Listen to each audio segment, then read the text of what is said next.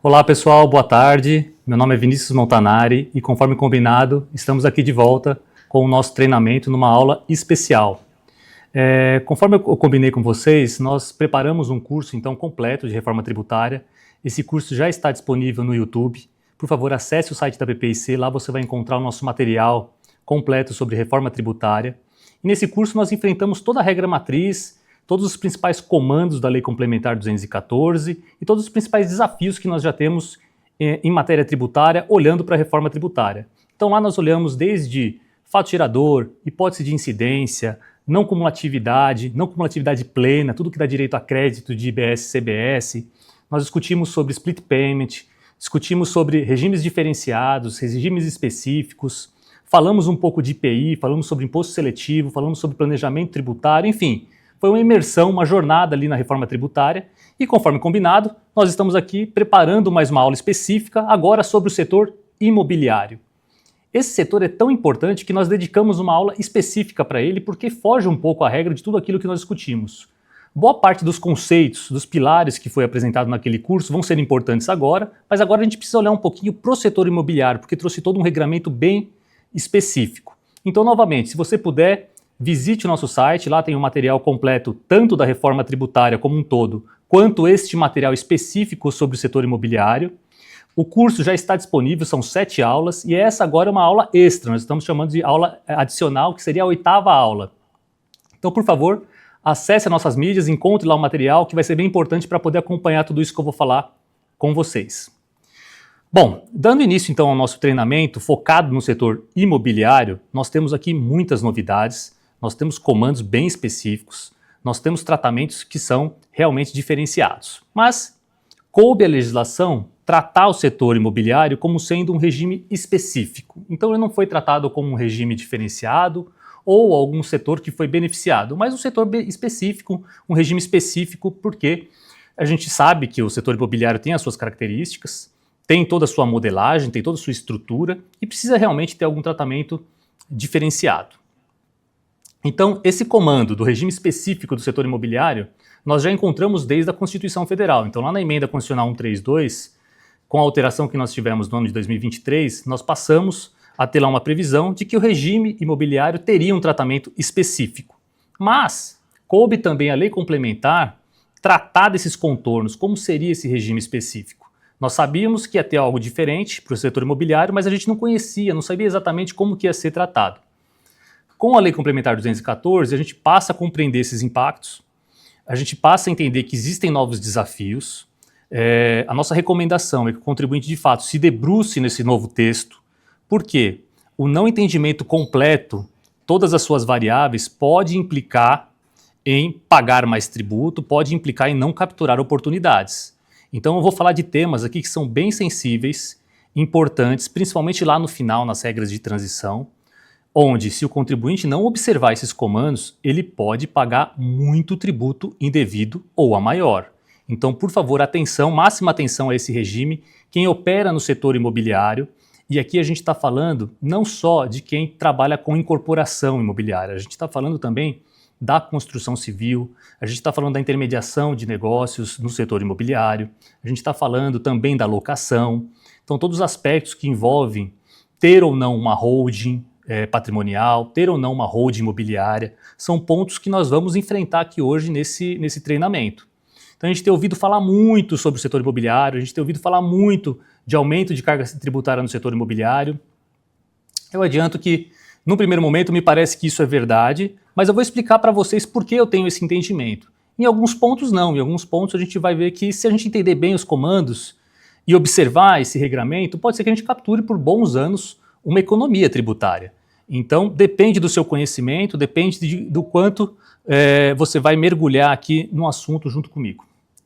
Bom, dando início então ao entrando realmente nos comandos da legislação, e de novo eu vou seguir o nosso material técnico, tá? Então eu começo aqui na página 7.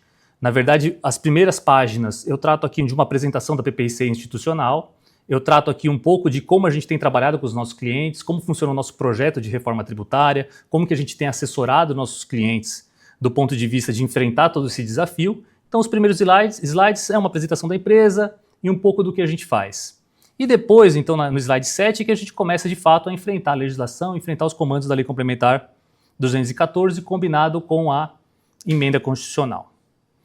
Logo de cara, eu começo tratando que existe então um regime específico, né? Então um regime que foge um pouquinho àquela regra que nós tratamos nas 7 primeiras aulas, mas é importante de novo, entenda aquelas aulas porque isso pode ser uma base para enfrentar alguns pontos aqui também do setor imobiliário. Além disso, a legislação ela começa tratando da pessoa física. Como eu comentei com vocês, a pessoa física também tem hipótese que ela vai ser contribuinte do IBS e da CBS. Então, nesses casos, e só dando um passo anterior, só lembrando então que IBS vai ser instituído, substituindo então ISS e ICMS, e CBS vai ser instituído em substituição a PIS e COFINS. Então a gente está falando principalmente desses dois tributos. De novo, na aula 1 eu expliquei tudo isso, como funciona, a harmonização desses tributos, enfim. Lá, se você quiser entender, mergulha na aula 1 e 2 que você vai ter um entendimento muito bom do que é o IBS e a CBS.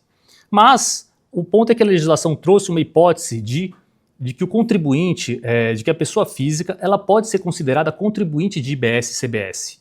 E isso é uma grande mudança que nós temos em matéria tributária, em ônus tributário. Por quê? A pessoa física, até hoje, quando ela tinha alguma receita, por exemplo, de locação de bens imóveis, ela tinha ali o pagamento do imposto de renda na pessoa física, ela tinha uma carga tributária de 27,5%. E isso continua, tá? A legislação do imposto de renda não foi alterada, a gente está tratando aqui de um curso da reforma sobre o consumo. O que nós temos de novidade é que se a pessoa física passa a ser contribuinte de IBS e CBS, passa a surgir um tributo novo, porque a pessoa física não paga, por exemplo, PIS e COFINS. A pessoa física, por exemplo, não paga ISS. E agora a pessoa física pode estar sujeita a IBS e CBS neste setor imobiliário. Nós vimos que também nas outras atividades pode acontecer e também a pessoa física pode ser enquadrada como um fornecedor sujeito a esses tributos. Mas a gente tem um capítulo do setor imobiliário onde fica bem claro e específico que a pessoa física pode ser considerada contribuinte de IBS e CBS. Surge um tributo novo, surge uma necessidade de análise de carga tributária se ainda faz sentido, por exemplo, a pessoa física ter algum tipo de receita de aluguel. Eu vou falar um pouco disso com vocês no último slide desse treinamento de hoje, onde eu vou colocar alguns cenários numéricos, com simulação numérica, demonstrando se vale a pena ainda ter, por exemplo, uma receita de locação na pessoa física ou na pessoa jurídica. Se faz sentido ter uma holding imobiliária ou se eu posso operar na pessoa física. Mas já adianto que não. Já não fazia muito sentido do ponto de vista tributário ter uma receita de aluguel, por exemplo, na pessoa física, e agora passa a ser menos interessante ainda. E por que eu estou colocando isso? Não são todos os casos, tá, que a pessoa física vai ser considerada contribuinte de IBS e CBS. A legislação nos trouxe algumas hipóteses que a gente tem que observar e são regrinhas que, de novo, conhecendo a regrinha, talvez vocês possam evitar algum tipo de incidência tributária. Talvez a gente possa acomodar algum tipo de planejamento tributário bem estruturado, bem fundamentado, de acordo com a observação da própria legislação. Então, o que ela nos traz, a legislação? Para a pessoa física, tá? Daqui para frente eu vou falar de física e depois eu mudo para a jurídica. Mas na física, ela nos traz que a pessoa física passa a ser considerada contribuinte de IBS e CBS se, em relação à receita de locação, tá? Então, pessoa física auferindo algum tipo de receita de locação. Se no ano calendário anterior, ela tiver uma receita total de locação que supera R$240 mil ao ano, esse valor de R$240 mil de referência vai ser atualizado todo ano pelo IPCA, então R$240 mil somente no primeiro ano, depois a gente vai ter atualização dessa faixa ano a ano.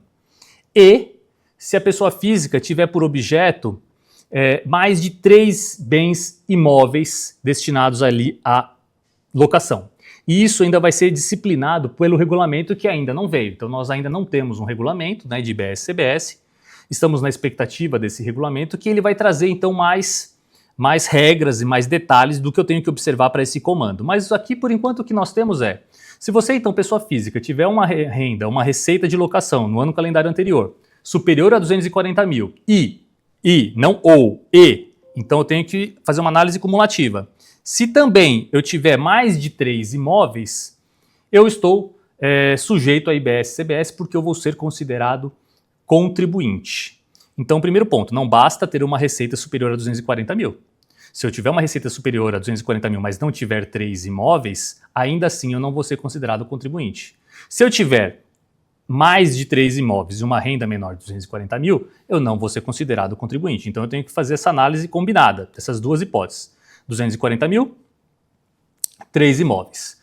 Agora aqui a gente já pode começar a pensar, né? Então eu posso, de certa forma, ter um imóvel com uma receita alta de 1 milhão, ou eu posso ter, por exemplo, um imóvel com uma receita alta e, por exemplo, está diluído em 2 imóveis. Então, de acordo com o comando, eu consigo organizar a minha vida para saber se eu vou ser contribuinte ou não de IBS e CBS. De novo, conhecendo a regra, a gente pode aplicar essa regra para eventualmente não estar sujeito a IBS e CBS. E aqui eu não estou falando de nenhum planejamento abusivo, não. Eu estou falando da empresa de fato, ou da pessoa física de fato, não ter mais de 3 imóveis. Esse seria o caso do planejamento. Então eu organizo a vida da pessoa física de tal forma que ela não seja considerada contribuinte. Mas concordem comigo que existe hipótese sim de planejamento tributário. Um ponto que eu chamo a atenção aqui nesse comando é porque ele fala o seguinte: pessoa física que tenham por objeto mais de 3 imóveis distintos. E aqui a legislação, ela não fala o que quer dizer tenham por objeto mais de 3 imóveis. Ele não está falando que eu tenho que ter uma renda ou uma receita de locação de mais de 3 imóveis. Aí vem a dúvida, né? O que é ter por objeto? E se eu tiver 3 imóveis, mas só 2 estiverem alugados, eu já vou ser considerado contribuinte? Se eu tiver 4 imóveis e só um está alugado, eu vou ser considerado contribuinte? Esse comando não está claro e eu acho que falta o regulamento para poder disciplinar esse assunto. Mas já tem um comando geral que já permite a pessoa física a se organizar e poder pensar aqui nos efeitos tributários. Outro ponto, né, além da locação, no caso de alienação, outro inciso, também vai ser considerada contribuinte de IBS e CBS a pessoa física que tiver ali a alienação de imóveis que tenham por objeto mais de 3 imóveis distintos no ano calendário anterior. Então, de novo, que tenham por objeto 3. Uma coisa eu sei, se eu tiver uma alienação de mais de 3 imóveis no ano calendário anterior, no ano seguinte, então essa pessoa física vai ser considerada contribuinte de IBS e CBS. Então cuidado com quantos imóveis você vende por ano, porque pode ser que dá o gatilho para você ser contribuinte como pessoa física no ano seguinte. Então talvez se organizar tudo isso dentro de uma PJ, reorganizar dentro de uma holding, pode ser que a gente consiga capturar o melhor cenário de planejamento tributário. De novo, ele coloca aqui que tenham por objeto mais de 3. Mas, de novo, eu não sei se basta, por exemplo, eu ter 4 imóveis à venda ou se eu tenho que ter vendido efetivamente 4 imóveis. Então, eu posso ter colocado no ano calendário 4, 5, 6 imóveis à venda, mas eu só vendi 2. Nesse caso, eu vou ser considerado contribuinte de IBS e CBS? Para mim, ainda não está claro este ponto. Tá? O que está claro é sim, se eu vender mais de 3, no ano seguinte eu vou ser considerado, então, contribuinte de IBS e CBS. Alienação, cessão de direitos no ano calendário anterior de mais de um bem imóvel construído pelo próprio alienante nos últimos 5 anos. Olha só esse comando, pessoal. Então, você, pessoa física, construiu um imóvel. Se você vender este imóvel num prazo inferior a 5 anos do que você construiu, você vai ser considerado, então, contribuinte de IBS e CBS. Então, para cada imóvel e para cada pessoa física, você tem um gatilho de poder fazer uma transação, ou seja, construir, aguardei 5 anos e vendi depois de 5 anos. Se eu construir, vendi 1 ano depois, 2 anos depois, eu passo a ser considerado contribuinte de IBS e CBS no ano seguinte. Então, de novo, aqui hipótese de planejamento tributário, né? Eu posso mudar a minha estrutura, mudar a minha operação e construir um determinado imóvel, colocar ele para ser alugado por 5 anos, tem algum tipo de renda sobre esse imóvel e depois de 5 anos eu vendo esse imóvel. Então não vai ser mais incentivada, né, a legislação, o ônus tributário não vai mais incentivar as pessoas a construírem e venderem um imóvel num curto espaço de tempo. Pelo menos não na pessoa física. Na pessoa jurídica a gente vai ver que vai ter a mesma carga tributária, vai ter que pagar IBS e CBS. Mas talvez ganhe na questão do imposto de renda. Mas na pessoa física vai ter uma tributação sendo elevada. Então cuidado você que opera com o setor de imóveis na pessoa física, com pequenos ou poucos imóveis, construindo um aqui, outro ali para depois vender, talvez você vai ser capturado aqui pela tributação de IBS e CBS. Isso é bem relevante. Então, de novo, precisa pensar se vale a pena ficar na física, se vai para a jurídica, se vale a pena aguardar os 5 anos, se vale a pena alugar o imóvel e depois vender. E aí vai depender da sua estratégia, vai depender de quantos imóveis você transaciona, enfim. Tem uma série de variáveis que isso precisa ser observado. Que mais nós temos aqui? Este prazo de 5 anos, tá, entre construção e venda, ele não precisa ser observado no caso de imóvel recebido por meação, doação ou herança. Então, neste caso, os 5 anos conta do cônjuge meeiro, do decúgios, do doador, então não conta de quem efetivamente recebeu este imóvel. Então, se você recebeu algum imóvel em herança, se você recebeu algum imóvel em doação, você pode sim, e se ele tiver sido construído há mais de 5 anos, você pode prontamente revender este imóvel que você não vai ser capturado por essa tributação, tá? Então o prazo não conta do recebimento da herança contado 5 anos, mas conta 5 anos de quando o imóvel foi construído. Isso dá um pouco de alívio ali nas hipóteses que nós temos de inventário e de partilha de bem. Então essas hipóteses que eu comentei com vocês até agora são hipóteses que, se realizada pela pessoa física no ano calendário anterior, implica em caracterizar a pessoa física como sendo contribuinte no ano seguinte. Mas nós temos também na legislação hipóteses em que a pessoa física, dependendo do que ela fizer no próprio ano, ela pode ser considerada contribuinte de IBS e CBS no próprio ano. Então, cuidado que também eu tenho que analisar o que eu faço do próprio ano, porque pode ser que eu tenha um aumento de carga tributária que não estava previsto. Então, um dos pontos é em relação à alienação. Então, ele fala o seguinte, olha, se você tiver, então, alienação ou cessão de direitos imóveis que exceda os limites anteriores que eu comentei, você já passa a ser considerado contribuinte no próprio ano. No caso de alienação que nós vimos, qual era o limite? Alienar mais de 3 imóveis.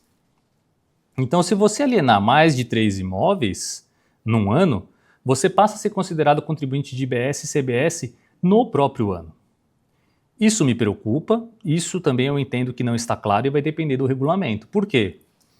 Eu vendi 3 imóveis durante o ano, não sou considerado contribuinte. Quando eu vender o quarto, eu vou ser considerado contribuinte em relação a este quarto imóvel, ou eu vou ter que voltar no tempo e pagar desde o primeiro imóvel IBS e CBS? Me parece, seria mais razoável que eu pagaria IBS e CBS a partir do quarto imóvel. Quando eu quebrei o gatilho, a partir daí eu começo a pagar IBS e CBS. Mas vamos aguardar regulamento, vamos aguardar quais disciplinas nós vamos ter em relação a essa matéria, se vai ser considerado desde o primeiro ou a partir do quarto. De novo, me parece mais razoável que seja a partir do quarto. Essas controvérsias que eu estou colocando, pessoal, esses comentários que eu estou fazendo de opinião PPIC, de análise PPIC, tudo isso está no material, tá? Então eu tenho lá o comando, a gente colocou lá o dispositivo de uma forma organizada e embaixo eu vou colocando ali os meus comentários e as minhas dúvidas, as controvérsias, os pontos de reflexão. Então tudo isso que eu estou falando para vocês também está escrito no material que está disponível no site da PPIC. Além da alienação, também está previsto que se no próprio ano a pessoa física tiver alocação em montante superior a 20% dos 240 mil que eu falei, então lembra que eu falei que tinha um gatilho de 240 mil máximo por ano. Se no próprio ano eu, pessoa física, ultrapassar esse montante em 20%, a pessoa física então já passa a ser considerada contribuinte de IBS e CBS no próprio ano. De novo, eu tenho dúvida aqui. Coloquei a mesma dúvida aqui, muito parecida com a anterior. Tá, 240. Se eu for para 250, eu vou pagar IBS e CBS sobre os 10 que eu excedi? Ou vou ser contribuinte de IBS e CBS sobre o valor total do ano? Tenho um pouco de dúvida em relação a isso. Não me parece tão claro, mas entendo que seria razoável se fosse a partir do gatilho de 240 mil reais. Bom, aqui eu encerro um pouquinho a questão de pessoa física. De novo, eu vou colocar pontos de reflexão lá no final. Mas recapitulando, pessoa física não tinha hipótese de ser contribuinte desses tributos indiretos. Pessoa física não pagava, não paga PIS e COFINS sobre receita de locação, por exemplo, sobre venda de de unidade imobiliária, a pessoa física nunca pagou esses tributos. A pessoa física estava sujeita basicamente a imposto de renda, né, na pessoa física, sobre receita de locação, com uma alíquota de 27,5%. E a gente tinha muita, ou tem muita discussão, se vale a pena ou não acomodar essa receita de locação, por exemplo, numa pessoa jurídica, no lucro presumido. E a gente sabe que só na ótica do imposto de renda, quando eu comparo o imposto de renda no lucro presumido de uma PJ, renda de aluguel, com uma pessoa física, a gente já sabe que a carga tributária na pessoa jurídica é menor, então já é mais vantajoso. Agora, a gente passa a ter hipóteses de ter IBS e CBS nos dois cenários, tanto na pessoa física quanto na jurídica. Se eu tiver o IBS na pessoa física, passa a ser, então, menos vantajoso ou mais, eu tenho mais desvantagem ainda em optar pela pessoa física, por ter essa operação dentro da pessoa física. Mas, de novo, eu vou mostrar isso para vocês com um cálculo bem simples, lá no final do nosso curso de hoje, onde eu vou colocar lá no último slide esses impactos. Vai ter alguns cenários de simulação numérica de outros temas também. Então, atenção pessoa física, isso não estava geralmente no radar de nenhuma pessoa física pensar nesses tributos, e agora passa a ser mandatório conhecer todos esses comandos para quem opera no setor imobiliário. Fora isso, então, dentro do capítulo, né, do setor imobiliário, a gente também tem as questões de hipótese de incidência. Então, também tem uma lista ali de hipóteses de incidência do setor imobiliário. Mas ali não tem nenhuma grande surpresa. Nós temos ali alienação de unidade imobiliária, incorporação imobiliária. Nós temos o parcelamento de solo, também está dentro desse regime, a gente vai falar um pouco dele. A gente está falando de cessão de atos de direitos reais ali dentro do setor imobiliário. A gente está falando de locação, cessão onerosa, arrendamento. A gente está falando também aqui, tá, de serviços de administração e intermediação. Então entrou no regime específico, com reduções que a gente vai ver de alíquota, serviços de administração e intermediação também. E por fim, serviços de construção civil também está capitulado dentro desse regime específico, tá? Então o pessoal de construção civil também capturou essas reduções de alíquota de benefícios fiscais que a gente vai falar um pouquinho mais para frente. Falando um pouquinho então de não incidência, nós também temos alguma previsão, nós já falamos de novo da regra geral de não incidência no nosso curso completo, mas agora olhando um pouquinho para a não incidência no setor imobiliário. E aqui veio um comando bem legal, bem interessante, que eu refleti um pouco com vocês lá no começo da primeira aula nossa, que é a questão da permuta. Quando a gente olha para o cenário, para as operações em geral, não do setor imobiliário, vocês vão ver lá na nossa primeira aula que eu digo que a operação de permuta está sujeita a IBS e CBS. Então, se eu estou permutando algo, esse contribuinte ele vai ter que pagar IBS e CBS. Até coloquei ali que é um ponto controverso, que pode gerar discussão, que pode gerar algum tipo de questionamento judicial, se faz sentido ou não considerar como sendo uma operação onerosa. Então, isso eu coloquei lá na primeira aula. Para o setor imobiliário, nós temos um comando específico, falando o seguinte: então, não incide IBS e CBS nas operações de permutas de bens imóveis, exceto sobre a torna, que será tributado. E aqui eu entendo que o legislador foi bem feliz aqui nesta colocação. Por quê? Em primeiro lugar, afastou IBS e CBS da permuta dos bens imóveis. E a gente sabe que o setor de incorporação, por exemplo, trabalha muito com permuta de imóveis, né? Geralmente entregando terreno, recebendo unidades imobiliárias, enfim, é algo bem comum no meio imobiliário. E a previsão eu acho que é salutar porque já afastou aqui a tributação. E a gente teve muita discussão no passado sobre PIS, COFINS e até imposto de renda no lucro presumido, se a gente tinha ou não a tributação de imposto de renda sobre permutas. Ficamos anos discutindo com a Receita Federal, que sempre entendeu que sim, que eu tinha que pagar porque eram transações distintas, sujeito ali à tributação.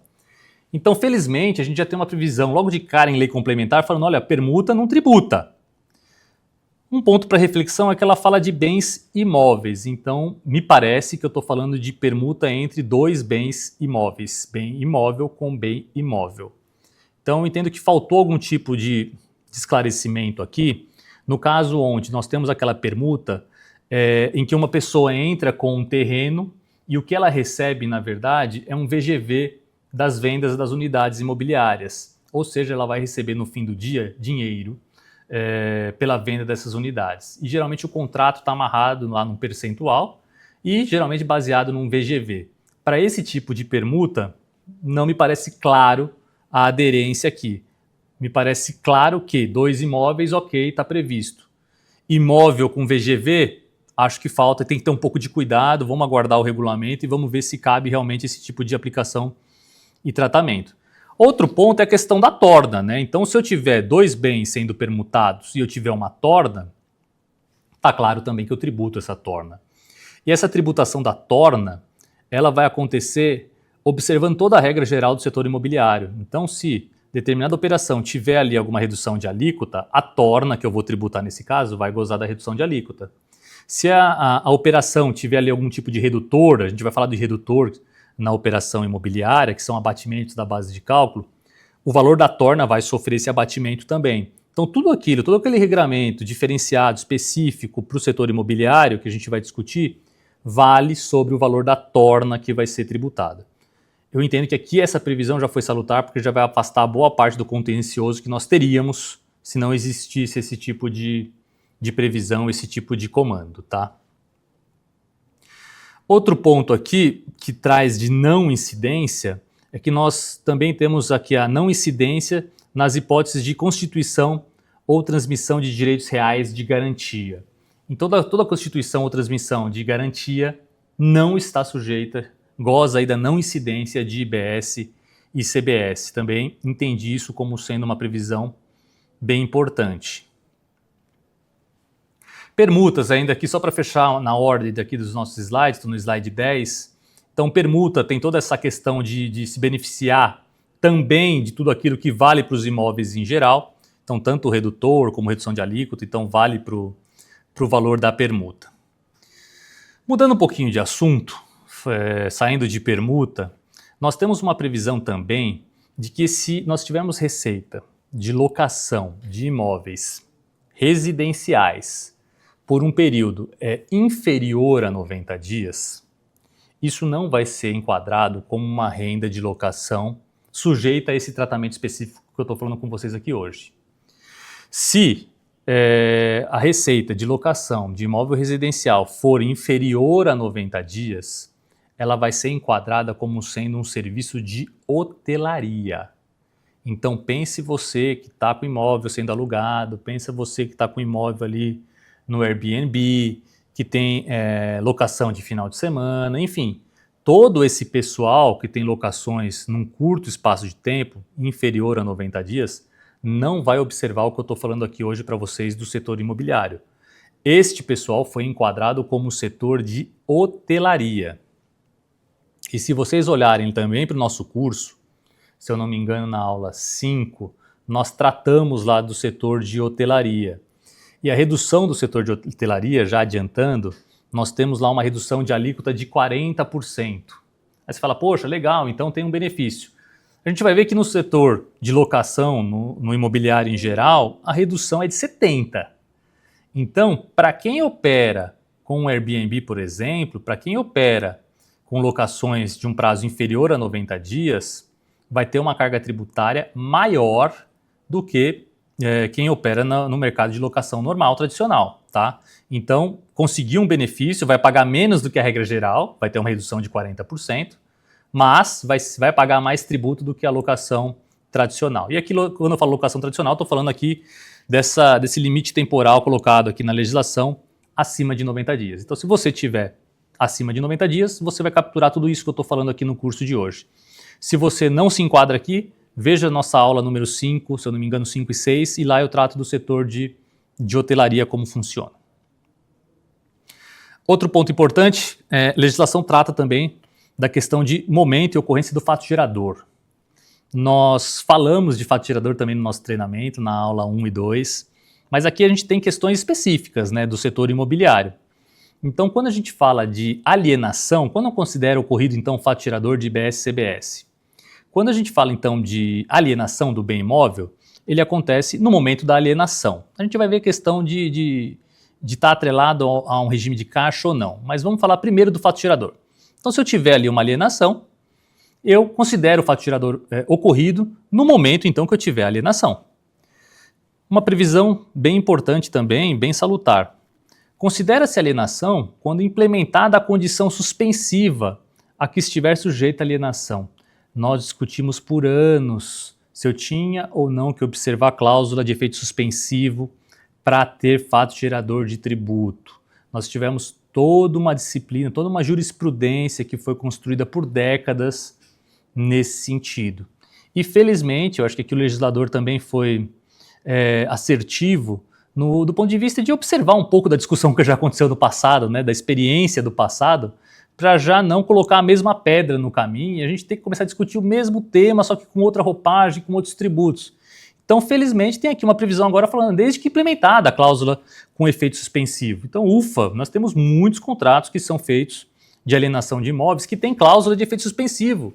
E essa cláusula pode fazer com que o negócio seja desfeito. Então, seria a não ocorrência do fato gerador. Então, eu vou observar a questão de cláusula com efeito suspensivo. Mas, de novo, a lei complementar só traz isso. Vai ter o regulamento, vai ter mais regramento que vai tratar ali dos pontos específicos do que é uma cláusula com efeito suspensivo, quando que eu aplico, o aspecto temporal, como funciona se eu já paguei o tributo, se eu vou recuperar o tributo. Tudo isso ainda não foi disciplinado. Estamos esperando isso no regulamento. Mas também entendo que foi uma previsão bem importante e bem legal. No caso de locação, cessão onerosa e arrendamento mercantil, está previsto que o fato gerador acontece no momento do pagamento desta locação. Temos um regime de caixa para o setor imobiliário, temos um regime de caixa para a locação. E aqui, pessoal, a gente não está falando de lucro real de novo, a gente não está falando de diferença entre lucro real e lucro presumido. Nós estamos falando aqui de contribuinte de IBS e CBS, que pode ser lucro real, pode ser lucro presumido e pode ser, como eu falei no começo do nosso treinamento, pode ser uma pessoa física. O fato gerador vai acontecer no momento do pagamento, caixa. Eu coloco alguns pontos para reflexão, né? Então, tá bom, o pagamento do tributo vai ser por caixa. A contabilidade, como nós sabemos, vai continuar sendo por competência. Então, nós vamos ter um descasamento necessariamente entre caixa e competência. Vai ter mais um desafio para o contador para a gente poder organizar tudo isso do ponto de vista contábil. O tributo sendo apurado pelo financeiro e a contabilidade sendo feita pela competência. Então vamos ter, eu até coloco para reflexão, vai ter um descasamento? Sim, vai ter um descasamento entre caixa e competência. Nós vamos gerar tributação, provisão de tributos, vai ter tributo diferido, vamos ter que pensar sobre tudo isso também. E se não receber? Bom, não está previsto aqui o caso de inadimplência. Mas se é no momento do pagamento, me parece que se eu não receber, eu não tenho aí fato gerador de tributo, não tenho que falar em tributo sendo pago, IBS, CBS sendo pago sobre esse valor não recebido. Então, previsão importante, caixa para todo mundo na alocação, ok? Então não tem mais essa de real presumido, se eu optei por caixa, se não, enfim. Tudo isso morre e passa a ser por caixa. E de novo, não é um comando opcional, tá? Está previsto aqui que acontece no momento do pagamento, ponto. Não está colocando opção aqui, caixa ou competência. Eu vou fazer por competência porque fica mais fácil para controlar, porque está mais aderente à contabilidade, porque eu não vou perder o lastro, enfim, não está previsto isso, está previsto que é caixa e ponto. Então, não me parece algo opcional. Fora isso, no serviço de administração e intermediação de imóvel, também no pagamento, então também caixa aqui. Muda um pouquinho o que a gente está acostumado do ponto de vista de gestão tributária. Serviço de construção civil no momento do fornecimento. Aqui eu só peço um pouquinho de atenção e também se vocês puderem voltar para a aula 2 e 3, porque eu falo um pouquinho dessa questão de prestação de serviço continuada. Então, neste caso, a gente vai ver lá que tem previsões falando que é a prestação de serviço, que é a entrega, então, a conclusão da prestação de serviço, ou o pagamento. A gente vai ver ali que se eu tiver o pagamento acontecendo antes, eu vou tributar de acordo com o pagamento. Então até coloco ali o próprio regime de construção civil eu coloco ali como exemplo na aula 2 e 3. Então lá eu expliquei um pouquinho desses comandos de como eu olho pagamento combinado com uma prestação de serviço continuada, ok? Isso em relação então a fato gerador. Eu estou aqui na página 11 então do nosso treinamento. Falando um pouco de base de cálculo de IBS e CBS específico para o setor imobiliário. Temos alguns comandos também. Então a base de cálculo, ela é, na operação de alienação, o valor da operação de alienação do bem imóvel, o valor da locação, aqui nenhuma surpresa, da cessão do arrendamento, nós temos aqui o valor da operação de administração ou intermediação e nós temos aqui o valor da construção civil. Então, até aqui, nenhuma novidade. Essa é a base de cálculo de IBS e CBS. Depois vem, na sequência, pontos que também são bem relevantes, pontos que nós discutimos por anos em matéria tributária, de controvérsia, cansei de discutir isso com o cliente, com o advogado, enfim, que são as outras receitas, né, as outras rendas que são oferidas por uma empresa do setor imobiliário. E aqui nós tivemos algumas mudanças bem significativas de pontos que nós já enfrentamos no passado. Então, o que deve ser incluído, né? O que mais entra nessa base de cálculo de IBS e CBS? O valor de juros e variação monetária. Isso está previsto que entra na base de cálculo. Em função de taxa de câmbio, e aqui o mais importante, ou de índice ou coeficiente aplicável por disposição legal ou contratual. Então, toda taxa ou índice, coeficiente previsto nos contratos, todas essas variações que nós temos monetárias, todos os juros que nós temos, tudo isso entra na base de cálculo de IBS e CBS. Talvez seja questionável, talvez alguns colegas possam entender que isso foge um pouquinho ali do comando, mas está previsto que isso deve seguir a tributação de IBS e CBS. Atualização monetária também entra na base de cálculo, nas vendas contratadas com cláusula de atualização monetária do saldo credor do preço. Então, toda atualização monetária também passa a integrar base de cálculo de IBS e CBS. Então, veja que são valores importantes que passam, que são tributados, que vão ser capturados pela incidência e base de cálculo desses tributos. Valores referentes a acréscimos, juros e multas. Isso eu falei também nas nossas primeiras aulas, na aula 1 e 2, eu falei sobre isso. Então, juros e multa. Aqui eu estou falando de multa por inadimplência mesmo, por exemplo. Isso entra na base de cálculo de IBS e CBS. Eu até questiono na aula 1 e 2, que eu falo, poxa, será que isso faz sentido, né? Será que uma multa ali não seria uma sanção? Será que isso poderia ser equiparado a uma operação onerosa? Será que cabe algum tipo de questionamento sobre isso? Então é um ponto, é uma tese para a gente pensar, para a gente refletir, para a gente amadurecer. Mas por enquanto, para orçamentos, definição de orçamento, modelagem tributária, contábil, financeira, está previsto aqui isso, acho que faz sentido a gente considerar nos nossos cálculos, nas nossas simulações. Aí desconto concedido sob condição, isso eu também já falei porque é uma regra geral, aqui está meio repetido, acho que nem precisaria ter uma nova previsão para isso. E demais importâncias cobradas ou recebidas, também aqui é uma regra geral, tudo aquilo adicional que for cobrado, recebido, faz parte de base de cálculo de IBS e CBS. Então até aí nenhuma surpresa. E essa questão de juros e multa, como eu falei, já estava previsto também para a regra geral, não só para o setor imobiliário. O que não entra na base de cálculo de IBS e CBS? Está previsto aqui que não entra o valor dos tributos. Então, de novo, são tributos calculados por fora. Né? IBS e CBS tem como característica que eles são calculados por fora. Então, não entra base de cálculo tributo sobre tributo, não tem aquele efeito cascata, a gente não está sujeito àqueles questionamentos da tese do século de PIS e COFINS. Isso vale para a regra geral e vem confirmado aqui também para o setor imobiliário. Despesa de condomínio também não entra na base de cálculo de IBS e CBS.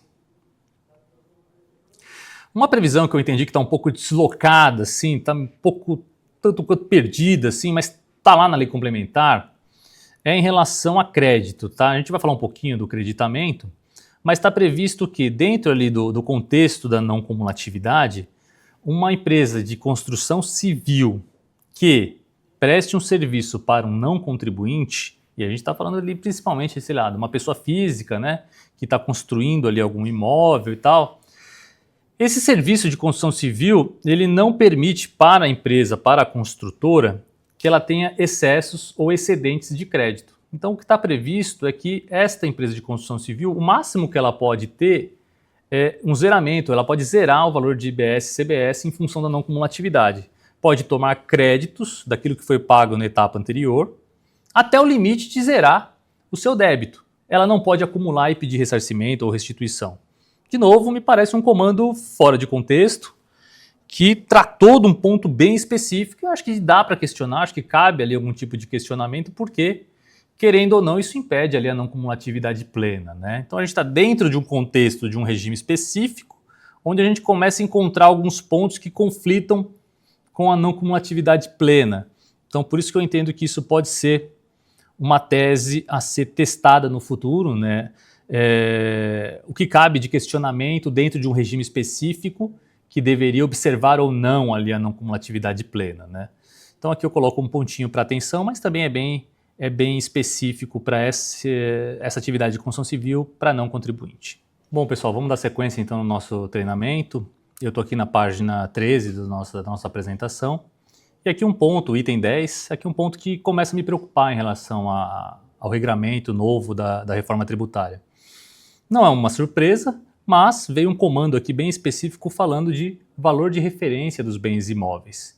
Então a gente já encontra aqui uma primeira previsão, onde a administração tributária, então a gente está falando aqui da fiscalização, ela pode apurar ali um valor de referência do valor do imóvel na forma do regulamento. Então, de novo, nós não temos o regulamento, e esta forma a gente vai ter que aguardar para saber como vai funcionar no passo a passo. Mas a primeira preocupação é que então a gente vai ter discussão com a administração tributária sobre o valor de referência. E isso serve, óbvio, para comparação entre o valor da transação que está sendo feita, da alienação que está sendo feita, por exemplo, versus um valor que nós vamos ter ali de referência daquele imóvel. E com base nessa diferença, a gente pode ter algum tipo de questionamento fiscal.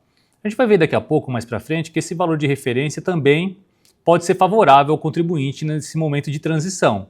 Então, em alguma medida, se esse valor de referência tiver um pouco maior do que o devido, pode ser que o contribuinte se beneficie num momento de transição da reforma tributária. Depois não, depois ele pode estar sujeito a algum tipo de questionamento pela administração tributária.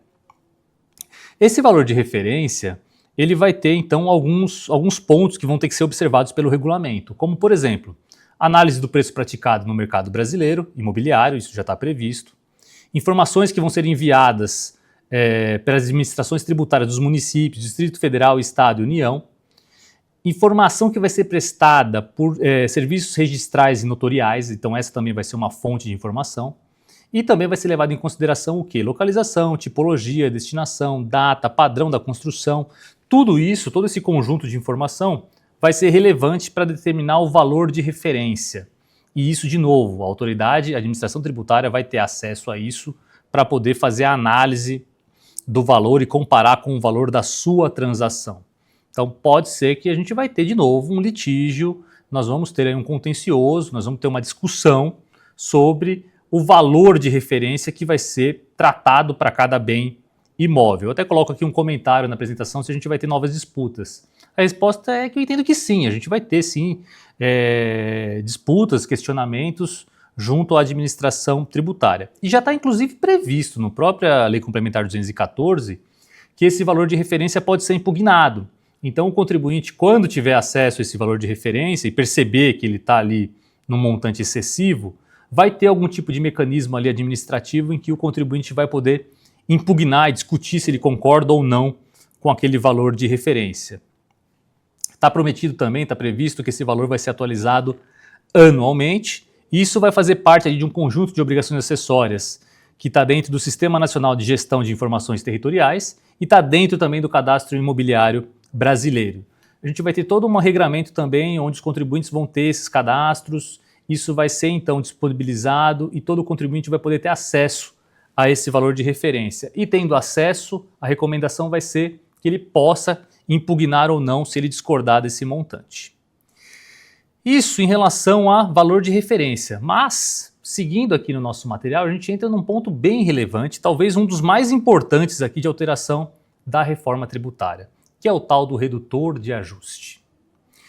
Nós falamos bastante na aula número 1, na aula número 2, depois nós tivemos uma aula específica onde nós tratamos de não cumulatividade plena. Então a gente entendeu ali que o tributo IBS-CBS ele vai ser um tributo não cumulativo. Eu vou aproveitar tudo que foi pago da etapa anterior e vou compensar com o tributo que eu tenho na etapa subsequente. Aqui na reforma tributária, quando a gente olha para os bens imóveis, surge uma nova figura, que é o redutor de ajuste. O que é o redutor de ajuste? É um montante estabelecido pela legislação, onde eu vou ter a redução da base de cálculo, ou seja, nós não estamos falando de creditamento, nós não estamos falando de não cumulatividade. Essa não cumulatividade ela vai ser capturada indiretamente por meio deste redutor. Essa não cumulatividade vai ser capturada por meio de uma redução de base de cálculo. E qual é o montante? A gente vai ver aqui os comandos, os conceitos, mas qual é o principal comando para você entender como isso funciona? O objetivo é que o contribuinte ele seja onerado em IBS e CBS sobre a diferença entre o valor da compra e o valor da venda.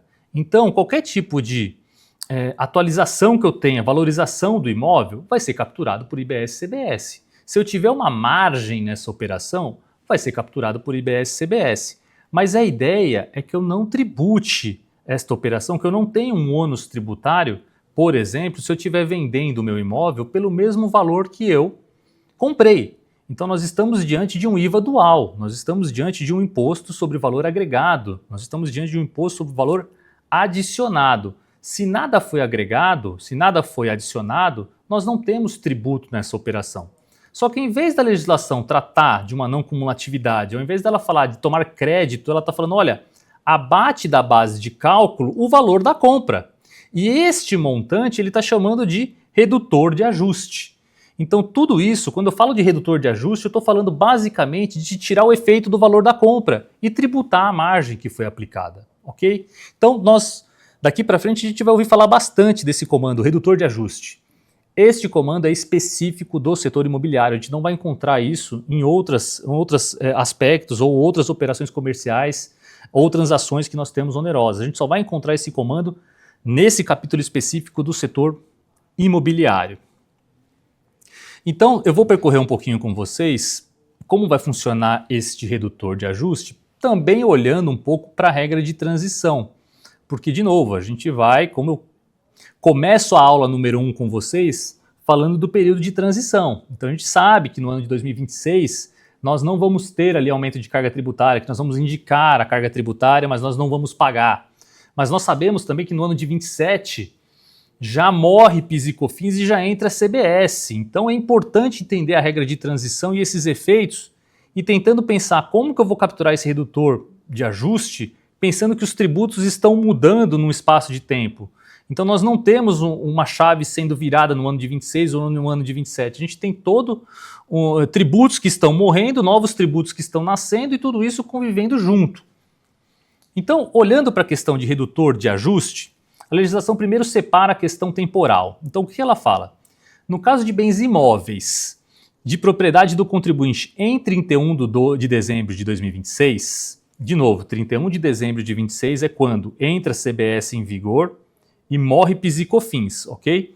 É o primeiro grande impacto no setor imobiliário.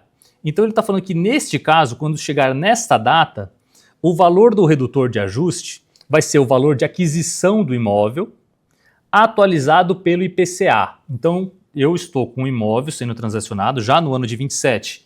Tive esta venda, preciso fazer o redutor de ajuste, que é abater o valor da compra. Qual o valor da compra? O valor da compra é o valor da aquisição atualizado pelo IPCA. Primeiro ponto. Segundo ponto, é que a legislação coloca um ou seja, o contribuinte vai poder ter o exercício de comparar os dois valores e escolher aquele que for mais benéfico.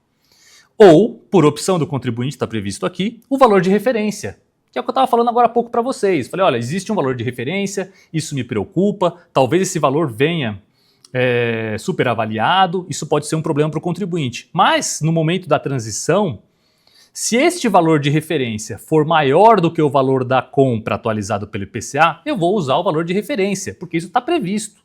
Então é uma hipótese de planejamento salutar, é uma hipótese de planejamento prevista na legislação e que o contribuinte tem que entender aqui o comando, tem que entender a regra do jogo e pegar aqui o melhor ponto para ele de economia tributária. Então, de novo, não estou falando de nada abusivo, estou falando de observar o comando. Ele coloca aquisição ou referência. Vou pegar dos dois o maior. E está previsto assim justamente porque, e acho que foi um bom senso, porque a gente sabe que tem muitos imóveis que são antigos, que foram feitos aquisições por valor muito pequeno, que mesmo atualizado, talvez esse valor seja ainda um valor pouco relevante perto do valor de venda. Então faz sentido esse tipo de tratamento diferenciado, onde fala, olha, pega dos dois o maior, porque a gente está nesse momento de transição. Então aqui seria um momento de capturar isso já pensando nas vendas. Mas pensem que a gente está no ano calendário de 2027 E tudo que você teve para trás foi adquirido antes. Então, todos os negócios que começarem a acontecer a partir de 1º de janeiro de 2027, o contribuinte vai ter que fazer essa análise e pegar dos dois aquilo que for melhor. Coloco todos esses pontos aqui na nossa apresentação, esses comentários que eu estou fazendo, essa comparação, toda essa possibilidade de planejamento tributário também está previsto aqui no nosso material como comentários da PPIC. A gente até coloca no tom azul para ficar diferente dos comandos legais, tá? Outro ponto, ok, e se o imóvel estiver em construção em 31/12 de 2026? No primeiro ponto eu já tinha o imóvel, ele estava pronto e acabado em 31/12. E se em 31/12 esse imóvel estiver em construção? Como que vai funcionar o redutor de ajuste? Veio uma previsão falando, tá bom, então você pega o valor da compra do terreno, soma este valor, atualiza este valor pelo IPCA e também soma neste montante o custo de produção do bem. Então, todos os gastos com custos e despesas diretas relacionadas à produção ou à construção, no caso, e à comercialização deste bem, tudo isso pode ser somado e ele vai compor ali o valor do redutor de ajuste. Então, esse contribuinte vai ter um pouquinho mais de trabalho, ele vai precisar de uma contabilidade bem feita, ele vai precisar de centro de custo, ele vai precisar reunir documentos, montar um book para provar que aquele valor de referência de redutor de ajuste que ele vai utilizar para abater de um tributo futuro, ele precisa ter tudo isso bem documentado, bem organizado, bem composto para poder atender ali uma eventual fiscalização. Aí se eu não tiver isso tudo bem organizado, eu posso pagar mais tributo, porque eu posso ter um redutor de ajuste menor, esse valor menor, quando eu vender o produto, eu vou pagar mais IBS e CBS. Então, a necessidade desde já, porque a gente sabe que operações de construção civil são de longo prazo, então desde já começar a organizar a documentação, já começar a organizar do ponto de vista contábil toda essa documentação para um atendimento à legislação no futuro para conseguir capturar esse redutor de ajuste. E a partir de 2027, né? Então dos bens adquiridos a partir de 2027, vai ser o valor de aquisição do bem. Então a partir do ano de 2027, as aquisições a partir de 1º de janeiro de 2027, o valor de aquisição vai ser o valor do redutor de ajuste. De novo, vai ser o valor que eu vou abater da minha base de cálculo, que eu vou ali capturar indiretamente uma não cumulatividade. Então, pontos aqui que são bem sensíveis, que se não for observado, pode gerar aumento de carga tributária ou pode gerar algum tipo de descontrole no futuro para atendimento da fiscalização. Dando sequência aqui, né, a gente também tem uma previsão em relação à aquisição não condizente a valor de mercado. Aqui um ponto de preocupação que eu já adiantei um pouquinho para vocês, né? Olha, aquele valor de referência, né, dos bens imóveis que vai ser divulgado, que vai ser público, tudo isso vai servir também para análise da administração tributária, verificar se você, contribuinte, está fazendo uma análise a valor de mercado ou não.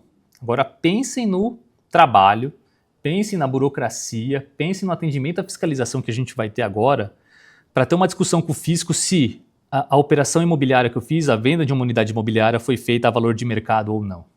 E a gente sabe que por N motivos pode ser que aquela operação não foi necessariamente a valor de mercado. Então, e isso vai ter uma referência que vai ser o valor de referência que eu comentei para vocês. Então, atenção às transações que são feitas a partir da implementação da reforma tributária, porque pode ser que a gente vai estar sujeito a discutir com o fisco se essa operação foi feita a valor de mercado ou não. Em relação ao redutor de ajuste ainda, nós temos ali a possibilidade de somar aquele montante. Então, todos os custos que eu falei para você, toda a compra, o valor de compra, né? Eu posso somar aquele valor também o ITBI. Então, o valor do ITBI, ele integra o valor do redutor de ajuste. Ou do laudêmio, nas aquisições onde eu estou sujeito ao laudêmio, também posso somar este montante ao redutor de ajuste. Redutor de ajuste, encerramos aqui. Vamos agora para um outro ponto, que é o redutor social. Então, temos um montante, que é o redutor de ajuste, que basicamente eu pego o valor da compra com todos esses comandos que eu falei.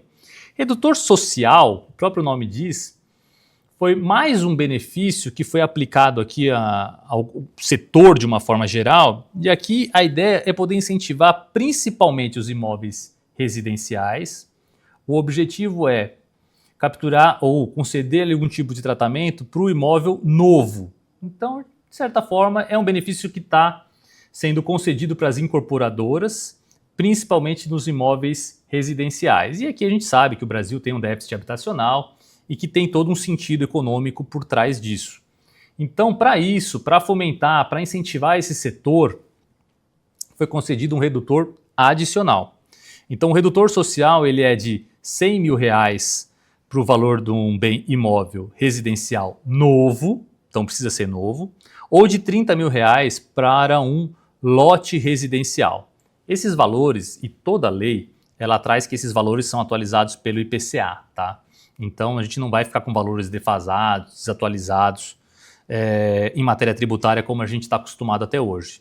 Então, felizmente, sempre atualizado pelo montante do IPCA.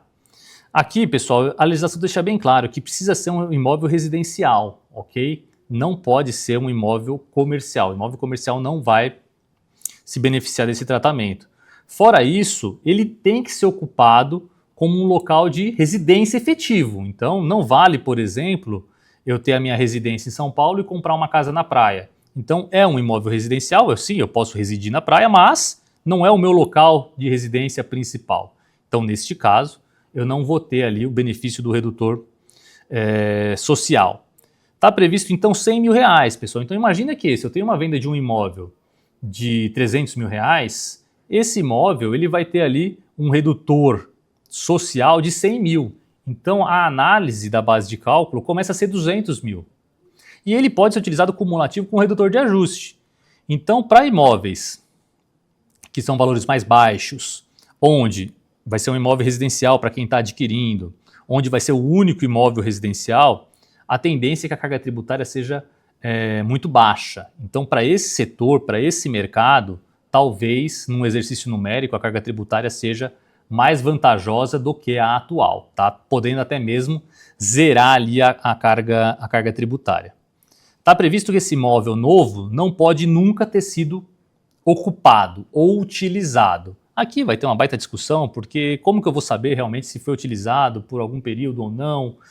Que varredura vai ser feita para poder fiscalizar esse comando? Então, alguns comandos são bem fáceis de entender. Então, né? A gente está falando de residência, a gente está falando de novo, desde que ele não seja ocupado. E esses redutores, pensando em imóveis mais baratos, talvez pode zerar a carga tributária.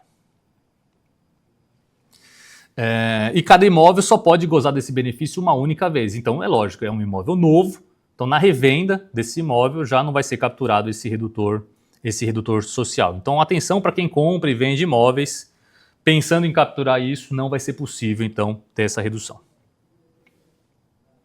Nós temos também um redutor social para locação. Mesma coisa, locação para uso residencial. Então, de novo, nós temos um déficit habitacional e aqui a ideia é incentivar ou favorecer, de certa forma, as pessoas, principalmente aquelas que têm uma renda inferior. Então, para locação, esse redutor social ele é de R$600. Então, de novo, se eu tenho lá uma locação, o valor do aluguel for de R$600, não vai ser pago IBS e CBS. Se o valor do aluguel for de R$1.000, a base de cálculo começa a ser R$400. Então, vai gozar de um redutor social. Se o valor da locação for de R$20 mil, o valor da base de cálculo vai ser R$19.400, vai gozar também desse benefício de redução. Então é por imóvel desde que ele seja residencial. Mas aqui a gente começa a perceber que a ideia é poder, de certa forma, dar um tratamento diferenciado para pessoas de baixa renda e que dependem, então, do aluguel para ter uma moradia. Redução de R$600, acho que isso é bem importante.